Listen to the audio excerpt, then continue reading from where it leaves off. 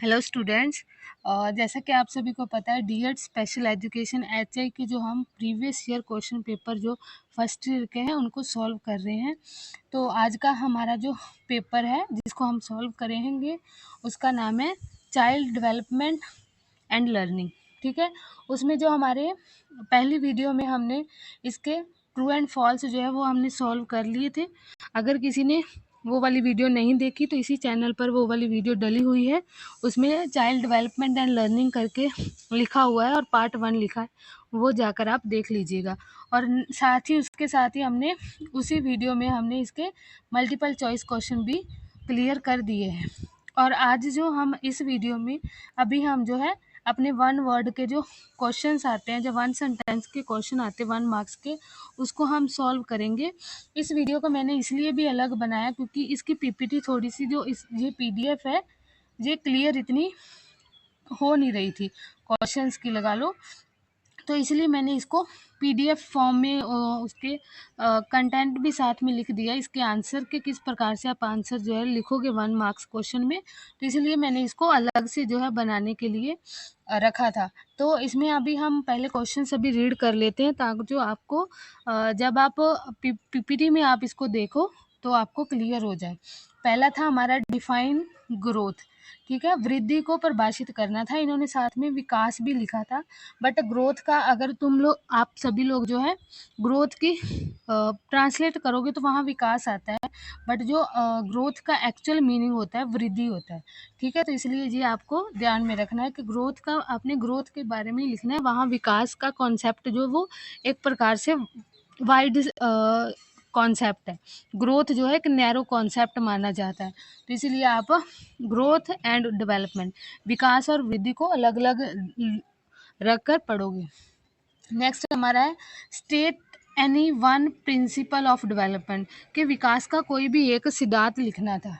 Next है हमारा, आपको पता है डेवलपमेंट के अलग अलग सिद्धांत होते हैं, कंटिन्यू का हो गया, डायरेक्शनल प्रिंसिपल हो गया। ठीक है, तो इस प्रकार से उसके अलग अलग है, कोई भी एक जो सिद्धांत है आपने इसमें लिखना था। नेक्स्ट है state any one characteristics of the child in the prenatal stage, तो बच्चे की जो प्री नेटल टाइम पे बच्चे की कौन सी करेक्टरिस्टिक्स होती है हर अवस्था की, जैसे उसकी अलग अलग प्री नेटल और नेटल के बाद उसके बाद जो हमारी पोस्ट नेटल है उसको भी अलग अलग स्टेजेस में बांटा गया है। इन्फेंसी पीरियड हो गया, चाइल्डहुड पीरियड हो गया, ठीक है, लेटर चाइल्डहुड, तो उसको जो बांटा गया है तो इस प्रकार से उनकी कोई एक करेक्टरिस्टिक्स बतानी थी कि प्री नेटल में बच्चे की क्या विशेषता होती है। कि जैसे प्री नेटल में बच्चे का जो विकास है बहुत तेज़ी से होता है, उसकी फिजिकल ग्रोथ जो है, जितना बच्चा, आपको पता है कि जो हमारा प्रेगनेंसी टाइम होता है उसको 280 डेज होते हैं, ठीक है, टोटल, और 9 मंथ का होता है, 9 मंथ टाइम पीरियड होता है जब बच्चे का जो है पूरी तरह से फिजिकल जो है उसके फीचर जो है वो क्लियर होने लगे, उसके फिंगर्स हो गया, उसके फुट की पूरा मस्तिष्क, उसका शरीर, आँख, नाक, मुंह, वो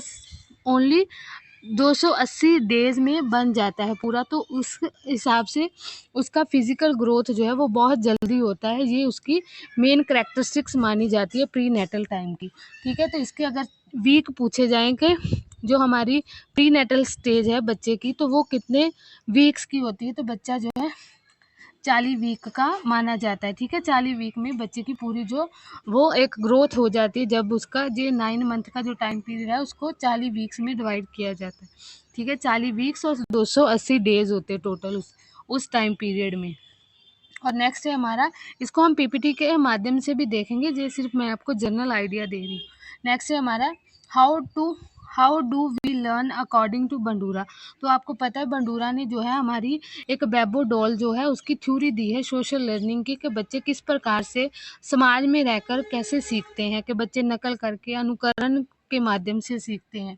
ठीक है, फिर डिफाइन इंटेलिजेंस को डिफाइन करना था, इसमें लिखा है व्हाट इज द मोटिवेशन, की जो हमारी प्रेरणा है उसका क्या मतलब है। फिर नेक्स्ट हमारा क्वेश्चन है what is functional analysis of behaviour. Next हमारा state any one factor affecting the perception, तो इसमें जो है परसेप्शन के ही जो 3 क्वेश्चन है पूछे गए हैं, एक इसमें पूछा गया है, 2 हमारे सही गलत में भी इसको पूछा गया है, तो इसीलिए आपको जो परसेप्शन हो गया, अटेंशन हो गया, इससे आप जरूर पढ़ कर जाइएगा जो आपका आगे पेपर होने वाला है। ठीक है, नेक्स्ट है हमारा what is the stimulus learning, what is the stimulus learning environment, जो हमारा स्टिमुलस लर्निंग इन्वायरमेंट है वो क्या होता है। तो इसके बारे में हम अपनी जो पीपीटी के माध्यम से इन क्वेश्चंस को जो है अच्छे से डिफाइन करके देखेंगे, ताकि जो आपको पेपर में अगर इसी टाइप का कोई क्वेश्चंस आता है तो आप इसको बना सकें। ठीक है। हाँ, अभी इसमें आपको ये पीडीएफ में आपको अच्छे से क्लियर होगा, क्योंकि इसमें इसीलिए मैंने जो है वो वाले क्वेश्चंस को पीडीएफ में लेकर बनाने की कोशिश की है, ताकि जो आपको क्लियर दिख सके। ठीक है। तो ये हमारे जो है 1 मार्क के क्वेश्चन के है प्रीवियस ईयर के। ठीक है। देखो, इसमें मैंने आपको आंसर भी साथ में दिए है कि क्या क्या आंसर आप लिख सकते हो और किस प्रकार से लिख जा सकते हो, ताकि जो आपको मार्क्स अच्छे आ सकें। ठीक है। जैसे हमारा फर्स्ट क्वेश्चन था, हमने उसमें देखा था कि डिफाइन ग्रोथ, के ग्रोथ को डिफाइन करना था। ग्रोथ क्या होती है, इसमें ग्रोथ एंड विकास दोनों अलग अलग है। आप इसमें विकास नहीं लिखोगे, वृद्धि को ही लिखोगे। ठीक है। जी, जैसे आपके पेपर में लिखा था, मैंने इसलिए लिख दिया कि आप वो गलत ना समझो। ठीक है। यहाँ वैसे ये गलत माना जाता है, क्योंकि ग्रोथ एंड डेवलपमेंट दोनों के कॉन्सेप्ट अलग है।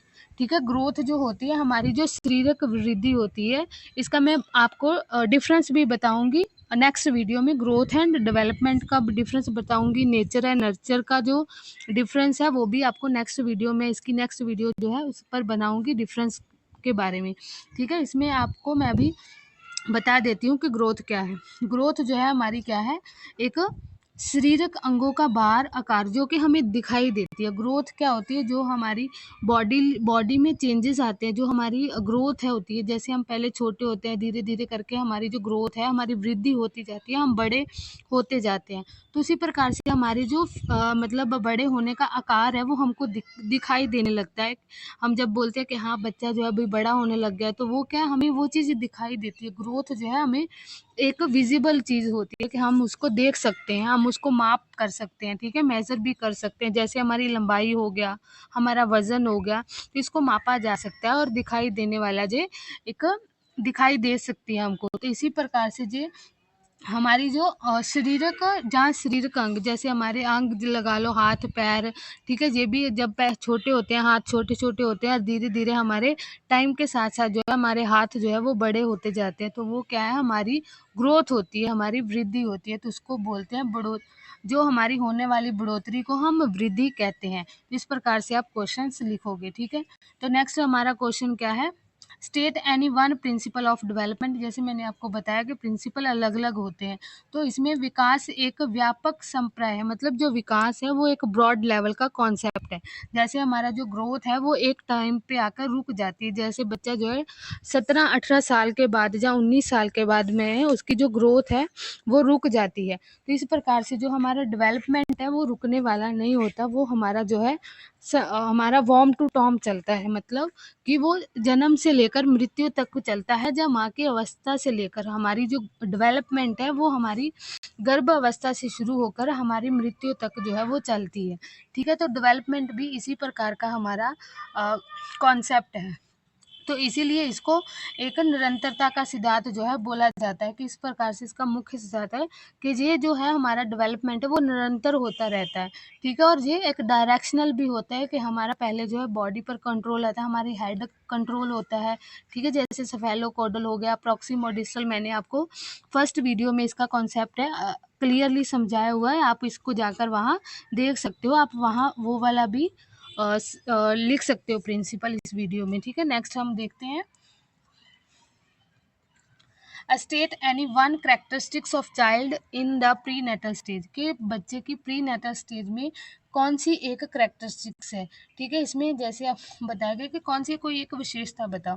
तो जन्म पूर्व अवस्था में बच्चे की एक विशेषता ये होती है कि वो तेजी से विकसित होता है।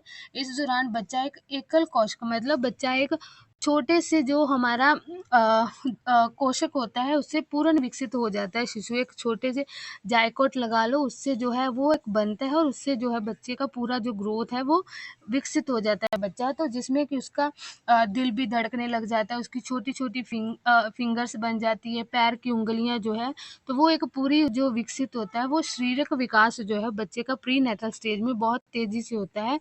उतना जो है वो पोस्ट नेटल के बाद जो है वो धीरे धीरे बढ़ता है। बट जो हमारी प्रीनेटल स्टेज में बच्चे की विकास, जो शारीरिक विकास है, बहुत तेजी से होता है। तो ये इसकी मेन कैरेक्टरिस्टिक्स है। नेक्स्ट है हमारा how do we learn according to Bandura's theory. तो जो बंडूरा ने थ्योरी दी गई है, बंडूरा की थ्योरी कौन सी है, हमारी सोशल लर्निंग थ्योरी जो है कि बच्चा सोशली किस तरीके से सीखता है। तो इन्होंने बेबो डॉल जो है उस पर एक्सपेरिमेंट किया था और उस पर उन्होंने देखा था कि बच्चा जो है, एक मूवी दिखाकर बच्चों को उन्होंने देखा था कि बच्चा जिस प्रकार की चीज़ें देखता है उसी प्रकार से व्यवहार करता है। तो ये इन्होंने दिया था कि जो बंडूरा का सिद्धांत है, हम दूसरों के व्यवहार को अवलोकन करके, मतलब हम दूसरों के व्यवहार को ऑब्जर्व करते हैं और उसी का अनुकरण के माध्यम से सीखते हैं। तो ये जो है इसकी मेन जो है सिद्धांत माना जाता है बंडूरा थ्योरी का। ठीक है। नेक्स्ट है हमारा डिफाइन इंटेलिजेंसी, के इंटेलिजेंसी को डिफाइन करो। तो इसमें जो लिखा गया है कि जो हमारा जो बुद्धि है, हमारी बुद्धि क्या है, हमारी इंटेलिजेंसी को हम बुद्धि कहते हैं। तो बुद्धि क्या है हमारी, जो कि जन्मजात शक्ति होती है, कि बुद्धि हमने हमारी जैसे हमारी मिली हुई है उसी प्रकार से वो आगे रहेगी, बट हम थोड़ी बहुत उसमें अपनी इन्वायरमेंट के साथ, प्रैक्टिस के साथ जो है हम बुद्धि में थोड़ा विकास कर सकते हैं। बट बुद्धि जो है एक स्टैटिक मानी जाती है, उसको चेंज नहीं किया जा सकता, बट हम उसमें इम्प्रूव कर सकते हैं।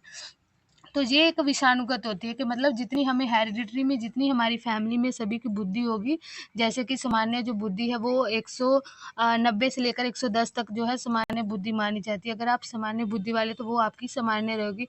1-2% जो है आप इन्वायरमेंट के साथ कनेक्ट करके आप थोड़ा बहुत उसको बढ़ा सकते हो।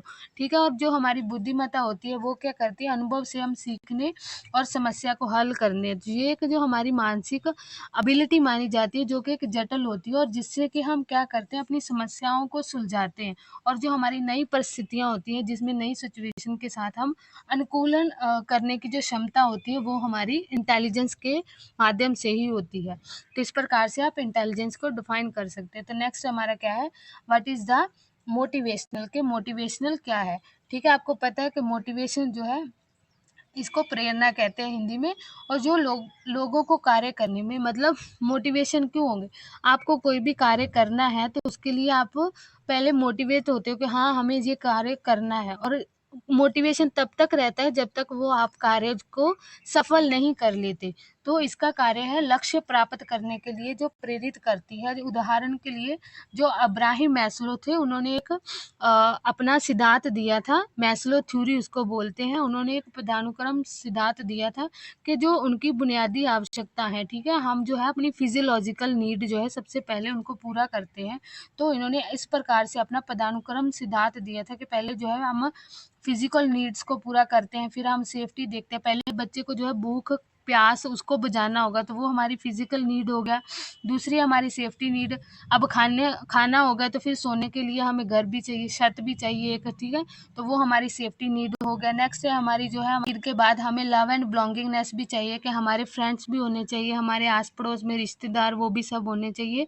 तो लव एंड बिलोंगिंगनेस जो है हमारी थर्ड स्टेज होती है। फिर हमारी जो है सेल्फ स्टीम होती है, कि सेल्फ स्टीम क्या होती है, कि हमें अपनी एक रिस्पेक्ट भी चाहिए होती है, कि हमें घर परिवार में एक इज्जत के साथ कोई बुलाए, तो वो भी जो है हमारी सेल्फ स्टीम जो है हमारी फोर्थ स्टेज है।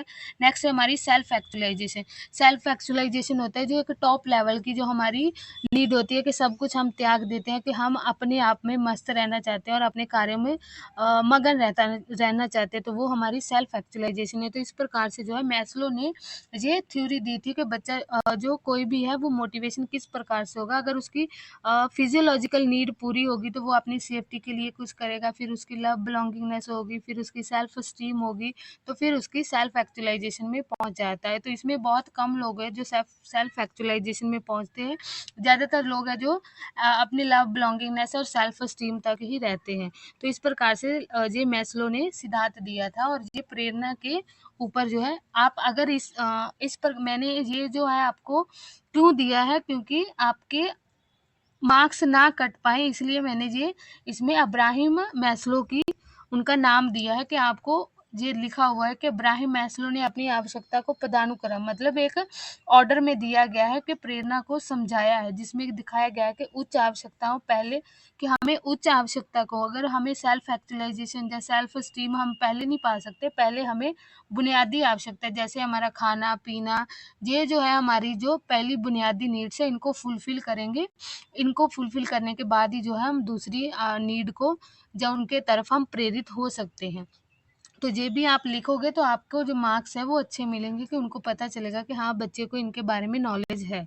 ठीक है, तो नेक्स्ट हमारा क्वेश्चन है what is the functional analysis of the behaviour, के जो हमारा बिहेवियर होता है जैसे गुस्सा होना, ठीक है, बहुत एक्साइटमेंट होना, तो उसका फैक्टर्स क्या है, उसका क्या कार्य है, उसको एनालिसिस करने के बारे में पूछ रहा है। व्यवहारिक का कार्यात्मक विश्लेषण क्या है। व्यवहार का कार्य को समझना आवश्यक है क्योंकि सभी व्यवहारों का एक उद्देश्य होता है, जैसे कि ध्यान आकर्षित करना, मतलब जो भी हम बिहेवियर करते हैं जो हमारा उनके कोई ना कोई उद्देश्य होता है, किसी स्थिति से बचना हो गया, पुरस्कार प्राप्त करना हो गया, या किसी ज़रूरत को पूरा करना हो गया। हमारा सभी जो हम बिहेवियर करते हैं उनका कोई ना कोई उद्देश्य होता है, तो इसीलिए जो है हमारा बिहेवियर किया जाता है। तो ये जो है इसका आंसर था। ठीक है, नेक्स्ट हमारा क्या, any one factor affecting the perception, धारणा को प्रभावित करने वाला एक कार्य होता है अतीत के हमारे जो पास्ट एक्सपीरियंस है। हम किसी की तरफ कोई जो परसेप्शन बना लेते हैं वो हमारे पास्ट एक्सपीरियंस के साथ जो है कनेक्टेड होती है। अगर आपने कोई मान लो कोई खाना एक बार खाया है तो उसका आपने बैड एक्सपीरियंस कर लिया, तो दूसरी बार जो है वो आप उसी प्रकार का खाना अगर आपको दिया जाए तो आपका जो प्रीवियस एक्सपीरियंस है वो वहाँ बोलेगा कि नहीं जी मैंने खाना पहले खाया था, ये बिल्कुल सही नहीं है, भले ही वो खाना अच्छा हो। तो इस प्रकार से हमारे जो प्रीवियस एक्सपीरियंस है वो भी परसेप्शन में हमें अफेक्ट करते हैं। तो इस प्रकार से जो लिखा है कि हमारे जो अतीत के अनुभव है वो हमें अफेक्ट करते हैं, क्योंकि इस बात को आकार देते हैं कि हमें कैसे व्याख्या करते हैं और कैसे अर्थ निकालते हैं। तो ये जो है हमारे प्रीवियस एक्सपीरियंस इसमें अफेक्ट करते हैं हमारी परसेप्शन को। नेक्स्ट हमारा लास्ट क्वेश्चन है जिसमें कि पूछा गया है what is the stimulating learning environment, जो हमारा उत्साहवर्धक मतलब हम स्टिमुलेट किस प्रकार से होते हैं कि हमें कोई कार्य करना है या हमें कुछ पढ़ना है तो हमें कोई उस चीज़ के लिए हमें उत्सुकता, जैसे अभी आप लोग पढ़ रहे हो, क्यों पढ़ रहे हो, क्योंकि अभी आपके एग्ज़ाम है, तो उसके लिए आप इसलिए उत्सुक हो। अगर आपके एग्ज़ाम नहीं होते तो आप लोग उत्सुक नहीं होते, तो आपको स्टिमुलेट नहीं मिलता। तो आपका एग्ज़ाम भी आपके लिए एक स्टिमुलेट की तरह कार्य कर सकता है, ऐसा हम कह सकते हैं। ठीक है, जैसे आपके आसपास में ऐसी चीज़ें गतिविधियां करवाए जिससे कि संसाधन रिसोर्स हो गया, ठीक है, शिक्षार्थी तथा शिक्षकों के बीच एक सहायक अंतर संबंध हो गया, बच्चों को किसी भी एक्टिविटी में उनको एंगेज करवाना, उनको पार्टिसिपेट करवाना ताकि जो बच्चे इन्वॉल्व हो सके, उनकी जिज्ञासा और उनकी सक्रिय भागीदारी को जो बढ़ावा देता है वो हमारा होता है स्टिमुलेटिंग लर्निंग इन्वायरमेंट। बच्चे को पढ़ने के लिए इंटरेस्टिंग स्टोरी सुनाना, बच्चे को उसमें स्टोरी में डायरेक्ट एक्टिविटी में बच्चों को साथ में इन्वॉल्व करना, इस प्रकार की जब एक्टिविटी करेंगे तो बच्चा जो है वो लर्निंग करने के लिए, सीखने के लिए वो इन्वायरमेंट जो है क्रिएट करोगे तो बच्चा उसमें अच्छे से संलग्न होकर जिज्ञासा के साथ जो है अपनी भागीदारी करते हुए उसमें इंटरेस्ट लेगा और उसमें पढ़ेगा। तो इस प्रकार से जो है ये आपके क्वेश्चन थे जिसको हमने इस वीडियो में सॉल्व किया है। Thank you so much. अगर आपको ये वीडियो इन्फॉर्मेटिव लगी है तो इस वीडियो को लाइक करें, शेयर करें और सब्सक्राइब जरूर कर लें ताकि जो आपको नेक्स्ट आने वाली वीडियो जो है वो आपको नोटिफिकेशन आपको मिल जाए। तो थैंक यू सो मच। तो आज के हम वीडियो जो है ये वाली वीडियो जहाँ तक ही रखते हैं, नेक्स्ट वीडियो में आपको लॉन्ग एंड जो हमारे शॉर्ट क्वेश्चन रह गए हैं उसको हम एक्सप्लेन करेंगे विद द PDF। ठीक है।